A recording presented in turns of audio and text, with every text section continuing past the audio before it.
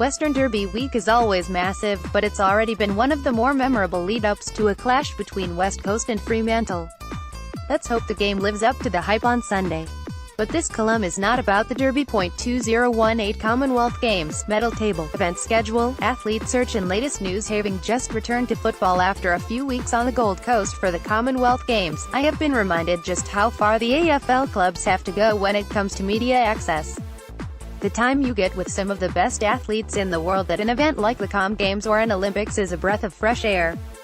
Win or lose, they have to front up and tell their story, and there is rarely a cliché in sight.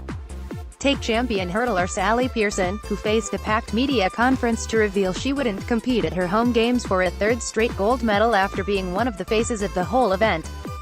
Or was Caitlin Bassett, who had to do both TV and then print interviews after her Australian Diamonds were shocked by one goal by England in the netball gold medal match. Or gun diver Madison Keeney, who did the same after spectacularly bombing her final dive to lose a gold medal in the 3-meter synchro final. Champion hurdler Sally Pearson faced a packed media conference to reveal she wouldn't compete at her home Commonwealth Games for a third straight gold medal after being one of the faces of the whole event. Picture, Getty Images. The Australian swimmers had to do 2 TV interviews, a radio interview and print interviews after almost every race they swam during the games. Kurt Fearnley did numerous interviews after pushing himself to the limit in the T54 marathon, and then he had to go through it all again when he was named the flag bearer for the closing ceremony a few hours later. I don't know how many interviews retiring Kookaburra skipper Mark Knowles did from the moment he was named the flag bearer for the opening ceremony to the end of the games, but it would have been more than a lot. It didn't stop him from leading his team to a gold medal.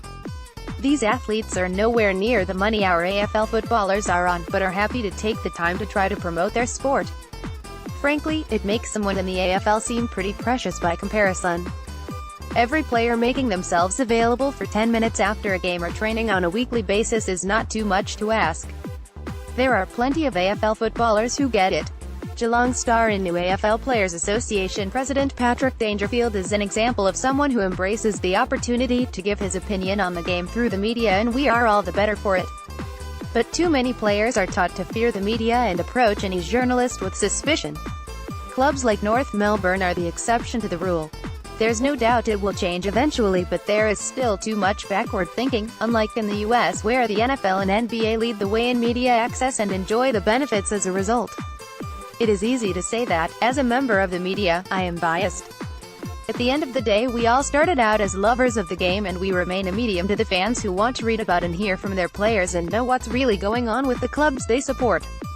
It's time we all demanded more.